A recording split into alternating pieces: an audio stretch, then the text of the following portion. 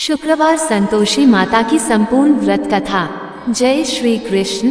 दोस्तों, आज हम आपको संतोषी माता के व्रत को करने की संपूर्ण व्रत विधि, कथा और उद्यापन बताने जा रहे हैं। हे माँ, जिस तरह से आपने उस दुखियारी बहू को प्रसन्न होकर पुण्य फल दिया, वैसा माता सबको दे जो ये कथा पढ़े या सुने, उसका सब मनोरथ पूर्ण हो। बोलो संतोषी माता की जय। शुक्रवार के दिन माँ संतोषी का व्रत पूजन किया जाता है।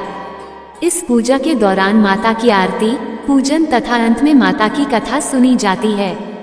आइए सुनते हैं शुक्रवार के दिन की जाने वाली संतोषी माता व्रत कथा और जानते हैं उसका फल कैसे मिलता है। एक बुढ़िया थी, उसके 7 बेटे थे। 6 कमाने वाले थे जबकि एक निकम्मा था। बुढ़िया 6 बेटों की रसोई बनाती, भोजन कराती और उनसे जो कुछ जूठन बचता वह 7वें को दे देती। एक दिन वो पत्नी से बोला, देखो मेरी माँ को मुझ पर कितना प्रेम है। वह बोली, क्यों नहीं, सबका झूठा जो तुमको खिलाती है। वह बोला, ऐसा नहीं हो सकता है, मैं जब तक आंखों से न देख लूं मान नहीं सकता। बहू हंसकर बोली, देख लोगे तब तो मानोगे। कुछ दिन बाद त्योहार आया। घर में 7 प्रकार के भोजन और चूरमे के लड्डू बने। वह जांचने को सिर दुखने का बहाना कर पतला वस्त्र सिर पर ओढ़े रसोई घर में सो गया। वह कपड़े में से सब देखता रहा। 6 भाई भोजन करने आए। उसने देखा माँ ने उनके लिए सुंदर आसन बिछा, नाना प्रकार की रसोई परोसी और आग्रह करके उन्हें जमाया। वह देखता रहा। 6 भोजन करके उठे तब माँ ने उनकी झूठी थालियों में से लड्डुओं के टुकड़े उठाकर एक लड्डू बनाया। जूठन साफ कर बुढ़िया माँ ने उसे पुकारा, बेटा 6 भाई भोजन कर गए, अब तू ही बाकी है, उठ तू कब खाएगा। वह कहने लगा, माँ मुझे भोजन नहीं करना, मैं अब परदेश जा रहा हूँ। माँ ने कहा, कल जाता हो तो आज चला जा। वह बोला, हाँ आज ही जा रहा हूँ। ये कहकर वह घर से निकल गया। 7वें बेटे का जब परदेश जाने लगा, चलते समय पत्नी की याद आ गई। वह गौशाला में कंडे उपले थाप रही थी। वहां जाकर वह बोला, हम जावे परदेश, आवेंगे कुछ काल, तुम रहियो संतोष से, धर्म आपनो पाल। वह बोली, जाओ प्या आनंद से, हमारो सोच हटाया, राम भरोसे हम रहें, ईश्वर तुम्हें सहाय। 2 निशानी आपन देख धरू में धीर, सुधी मति हमारी बिसारियो, रखियो मन गंभीर। वह बोला, मेरे पास तो कुछ नहीं, यह अंगूठी है, सो ले और अपनी कुछ निशानी मुझे दे। वह बोली, मेरे पास क्या है, ये गोबर भरा हाथ है। ये कहकर उसकी पीठ पर गोबर के हाथ की थाप मार दी। वह चल दिया। चलते चलते दूर देश पहुंचा। जब वह परदेश में नौकरी करने लगा, वहाँ एक साहूकार की दुकान थी। वहाँ जाकर वह कहने लगा, भाई मुझे नौकरी पर रख लो। साहूकार को जरूरत थी, इसलिए वह बोला, ठीक है रह जा। लड़के ने पूछा, तनख्वाह क्या दोगे। साहूकार ने कहा, काम देखकर दाम मिलेंगे। जब साहूकार की नौकरी मिल गई तो वह सुबह 7 बजे से 10 बजे तक नौकरी करने लगा। कुछ दिनों में वह दुकान का सारा लेन देन, हिसाब किताब, ग्राहकों को माल बेचना, सारा काम करने लगा। साहूकार के 7-8 नौकर थे। वे सब चक्कर खाने लगे कि यह तो बहुत होशियार बन गया। सेठ ने भी काम देखा और 3 महीने में ही उसे आधे मुनाफे का हिस्सेदार बना लिया। वो कुछ वर्ष में ही वह नामी सेठ बन गया और मालिक सारा कारोबार उस पर छोड़कर चला गया। इधर पति की अनुपस्थिति में सास उसकी पत्नी पर अत्याचार करने लगी। इधर उसकी पत्नी को सास ससुर दुख देने लगे। सारी गृहस्थी का काम करा के उसे लकड़ी लेने जंगल में भेजते। इस बीच घर के आटे से जो भूसी निकलती उसकी रोटी बनाकर रख दी जाती और फूटे नारियल की नारियली में पानी दे देती। एक दिन वो लकड़ी लेने जा रही थी। रास्ते में बहुत सी स्त्रियां संतोषी माता का व्रत करती दिखाई दी। संतोषी माता का व्रत, वो वहां खड़ी होकर कथा सुनने लगी और पूछा, बहनों तुम किस देवता का व्रत करती हो और उसके करने से क्या फल मिलता है। यदि तुम इस व्रत का विधान मुझे समझा कर कहोगे तो मैं तुम्हारा बड़ा आसान मानूंगी। तब उनमें से एक स्त्री बोली, सुनो, ये संतोषी माता का व्रत है। इसके करने से निर्धनता, दरिद्रता का नाश होता है और जो कुछ मन में कामना हो सब संतोषी माता की कृपा से पूरी होती है। तब उसने उससे व्रत की विधि पूछी। संतोषी माता व्रत विधि। वह भक्तिनी स्त्री बोली, 1.25 आने का गुड़ चना लेना, इच्छा हो तो 5.25 आने का लेना या 1.25 रुपए का भी सहूलियत के अनुसार लाना, बिना परेशानी और श्रद्धा वह प्रेम से जितना भी बन पड़े सवाया लेना। प्रत्येक शुक्रवार को निराहार रहकर कथा सुनना, इसके बीच क्रम टूटे नहीं, लगातार नियम पालन करना। सुनने वाला कोई न मिले तो घी का दीपक जला उसके आगे या जल के पात्र को सामने रखकर कथा कहना। जब तक कार्य सिद्ध न हो नियम का पालन करना और कार्य सिद्ध हो जाने पर व्रत का उद्यापन करना। 3 मास में माता फल पूरा करती है। यदि किसी के ग्रह खोटे भी हों तो भी माता वर्ष भर में कार्य सिद्ध करती है। फल सिद्ध होने पर उद्यापन करना चाहिए, बीच में नहीं। उद्यापन में 2.5 सेर आटे का खाजा तथा इसी परिमाण से खीर तथा चने का साग करना। 8 लड़कों को भोजन कराना, जहाँ तक मिले तो देवर, जेठ, भाई बंधु के बेटे हों, न मिले तो रिश्तेदारों और पास पड़ोसियों को बुलाना। उन्हें भोजन करा यथाशक्ति दक्षिणा दे माता का नियम पूरा करना। उस दिन घर में खटाई न खाना। ये सुन बुढ़िया के लड़के की बहू चल दी। व्रत का प्रण करना और माँ संतोषी का दर्शन देना। रास्ते में लकड़ी के बोझ को बेच दिया और उन पैसों से गुड़ चना ले माता के व्रत की तैयारी कर आगे चली और सामने मंदिर देखकर पूछने लगी, यह मंदिर किसका है? सब कहने लगे, संतोषी माता का मंदिर है। ये सुनकर माता के मंदिर में जाकर चरणों में लौटने लगी। दीन होकर विनती करने लगी, माँ मैं निपट अज्ञानी हूँ, व्रत के कुछ भी नियम नहीं जानती, मैं दुखी हूँ।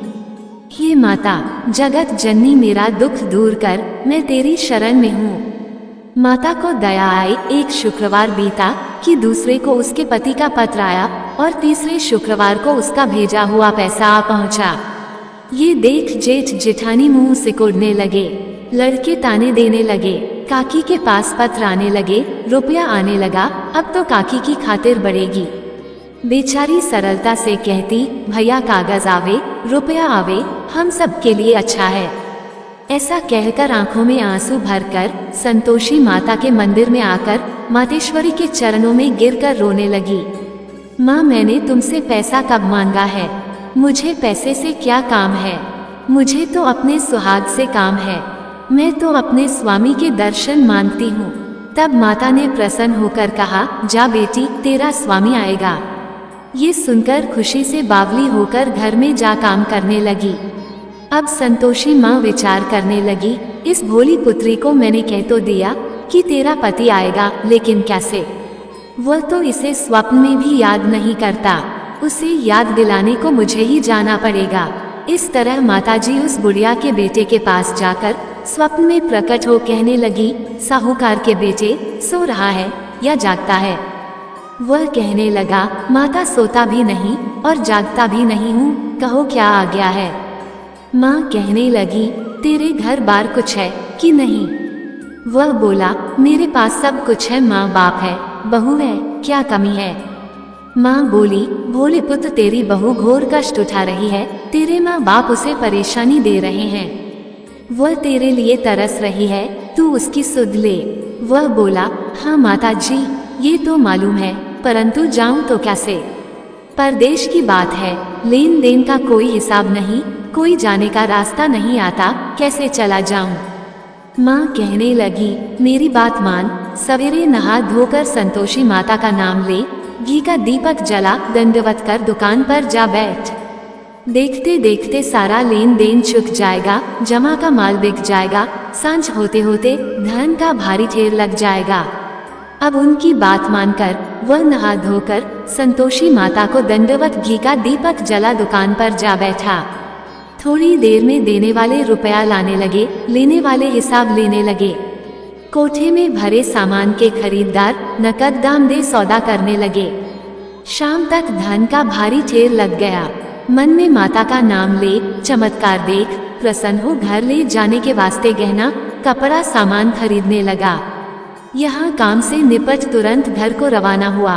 उधर उसकी पत्नी जंगल में लकड़ी लेने जाती है। लौटते वक्त माताजी के मंदिर में विश्राम करती। वो तो उसके प्रतिदिन रुकने का जो स्थान ठहरा, धूल उड़ती देख वो माता से पूछती है, हे माता, ये धूल कैसे उड़ रही है? माता कहती है, हे पुत्री, तेरा पति आ रहा है। अब तू ऐसा कर, लकड़ियों के 3 बोझ बना ले, एक नदी के किनारे रख और दूसरा मेरे मंदिर पर व तीसरा अपने सिर पर। तेरे पति को लकड़ियों का गट्ठर देख मोह पैदा होगा, वो यहाँ रुकेगा, नाश्ता पानी खाकर माँ से मिलने जाएगा, तब तू लकड़ियों का बोझ उठाकर जाना और चौक में गट्ठर डालकर जोर से आवाज लगाना, लो सासू जी, लकड़ियों का गट्ठर लो, भूसी की रोटी दो, नारियल के खेपड़े में पानी दो, आज मेहमान कौन आया है। माता जी से बहुत अच्छा कहकर वह प्रसन्न मन से लकड़ियों के 3 गट्ठर बनाई, एक नदी के किनारे पर और एक माताजी के मंदिर पर रखा। इतने में मुसाफिर आ पहुंचा। सूखी लकड़ी देख उसकी इच्छा उत्पन्न हुई कि हम यहीं पर विश्राम करें और भोजन बनाकर खा पीकर गांव जाएं। इसी तरह रुककर भोजन बना, विश्राम करके गांव को गया। सबसे प्रेम से मिला। उसी समय सिर पर लकड़ी का गट्ठर लिए वो उतावली सी आती है। लकड़ियों का भारी बोझ आंगन में डालकर जोर से 3 आवाज देती है, लो सासू जी, लकड़ियों का गट्ठर लो, भूसी की रोटी दो, आज मेहमान कौन आया है। ये सुनकर उसकी सास बाहर आकर अपने दिए हुए कष्टों को भुलाने हेतु कहती है, बहू ऐसा क्यों कहती है, तेरा मालिक ही तो आया है, आ बैठ, मीठा भात खा, भोजन कर, कपड़े गहने पहन। उसकी आवाज सुन उसका पति बाहर आता है। अंगूठी देख व्याकुल हो जाता है। माँ से पूछता है, माँ ये कौन है। माँ बोली, बेटा ये तेरी बहू है, जब से तू गया है तब से सारे गांव में भटकती फिरती है, घर का कामकाज कुछ करती नहीं, 4 पहर आकर खा जाती है। वह बोला, ठीक है माँ, मैंने इसे भी देखा और तुम्हें भी, अब दूसरे घर की चाबी दो, उसमें रहूंगा। माँ बोली, ठीक है, जैसी तेरी मर्जी। तब वो दूसरे मकान की 3री मंजिल का कमरा खोल सारा सामान जमाया। एक दिन में राजा के महल जैसा ठाट बाट बन गया। अब क्या था, बहू सुख भोगने लगी। इतने में शुक्रवार आया। शुक्रवार व्रत के उद्यापन में हुई भूल, किया खटाई का इस्तेमाल। उसने पति से कहा, मुझे संतोषी माता के व्रत का उद्यापन करना है। पति बोला, खुशी से कर लो। वह उद्यापन की तैयारी करने लगी। जेठानी के लड़कों को भोजन के लिए कहने गई। उन्होंने मंजूर किया, परंतु पीछे से जेठानी ने अपने बच्चों को सिखाया, देखो भोजन के समय खटाई मांगना, जिससे उसका उद्यापन पूरा न हो। लड़के जीमने आए खीर खाना पेट भर खाया, परंतु बाद में खाते ही कहने लगे, हमें खटाई दो, खीर खाना हमको नहीं भाता, देखकर अरुचि होती है। वह कहने लगी, भाई खटाई किसी को नहीं दी जाएगी, ये तो संतोषी माता का प्रसाद है। लड़के उठ खड़े हुए, बोले, पैसा लाओ। भोली बहू कुछ जानती नहीं थी, उन्हें पैसे दे दिए। लड़के उसी समय हट करके इमली खटाई ले खाने लगे। ये देखकर बहू पर माता जी ने कोप किया। राजा के दूत उसके पति को पकड़ कर ले गए। जेठ जेठानी मन माने वचन कहने लगे, लूट लूट कर धन इकट्ठा कर लाया है, अब सब मालूम पड़ जाएगा जब जेल की मार खाएगा। बहू से यह सहन नहीं हुए। माँ संतोषी से माफी मांगी, रोती हुई माताजी के मंदिर गई, कहने लगी, हे माता, तुमने क्या किया। हंसाकर अब भक्तों को रुलाने लगी। माता बोली, बेटी तूने उद्यापन करके मेरा व्रत भंग किया है। वह कहने लगी, माता मैंने कुछ अपराध किया है, मैंने तो भूल से लड़कों को पैसे दे दिए थे, मुझे क्षमा करो, मैं फिर तुम्हारा उद्यापन करूंगी। माँ बोली, अब भूल मत करना। वह कहती है, अब भूल नहीं होगी, अब बतलाओ वे कैसे आवेंगे। माँ बोली, जा पुत्री, तेरा पति तुझे रास्ते में आता मिलेगा। वह निकली, राह में पति आता मिला। वह पूछी, कहाँ गए थे। वह कहने लगा, इतना धन जो कमाया है उसका टैक्स राजा ने मांगा था, वह भरने गया था। वह प्रसन्न हो बोली, भला हुआ, अब घर को चलो।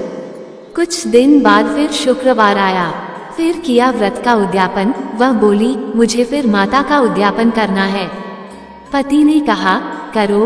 बहू फिर जेठ के लड़कों को भोजन को कहने गई। जेठानी ने एक दो बातें सुनाई और सब लड़कों को सिखाने लगी। तुम सब लोग पहले ही खटाई मांगना। लड़के भोजन से पहले कहने लगे, हमें खीर नहीं खानी, हमारा जी बिगड़ता है, कुछ खटाई खाने को दो। वह बोली, खटाई किसी को नहीं मिलेगी, आना हो तो आओ। वह ब्राह्मण के लड़के लाकर भोजन कराने लगी। यथाशक्ति दक्षिणा की जगह एक एक फल उन्हें दिया। संतोषी माता प्रसन्न हुई। संतोषी माता का फल माता की कृपा होते ही 9वें मास में उसके चंद्रमा के समान सुंदर पुत्र प्राप्त हुआ। पुत्र को पाकर प्रतिदिन माता जी के मंदिर को जाने लगी। माँ ने सोचा, ये रोज आती है, आज क्यों न इसके घर चलूं। यह विचार कर माता ने भयानक रूप बनाया। गुड़ चने से सना मुख, ऊपर सूंड के समान होठ, उस पर मक्खियां भिन भिन कर रही थी।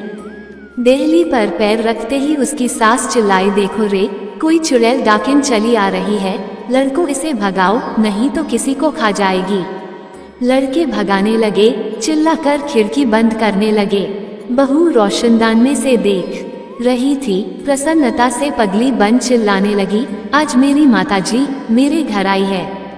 वह बच्चे को दूध पीने से हटाती है। इतने में सास का क्रोध फट पड़ा।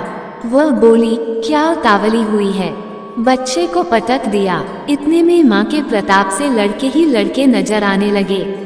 वह बोली, माँ मैं जिसका व्रत करती हूँ ये संतोषी माता है। सबने माताजी के चरण पकड़ लिए और विनती कर कहने लगे, हे माता, हम मूर्ख हैं, अज्ञानी हैं, तुम्हारे व्रत की विधि हम नहीं जानते, व्रत भंग कर हमने बड़ा अपराध किया है, जग माता आप हमारा अपराध क्षमा करो। इस प्रकार माता प्रसन्न हुई। बहू को प्रसन्न हो जैसा फल दिया वैसा माता सबको दे, जो पड़े उसका मनोरथ पूर्ण हो। बोलो संतोषी माता की जय। तो दोस्तों, आपको ये कथा कैसी लगी कृपया कमेंट करके जरूर बताएं। वीडियो पसंद आई हो तो लाइक करें और अपने दोस्तों के साथ शेयर करें। कमेंट बॉक्स में जय संतोषी माता लिखना ना भूलें और ऐसी ही और भी बहुत सारी कथा और कहानियों को सुनने के लिए चैनल को सब्सक्राइब जरूर करें। धन्यवाद।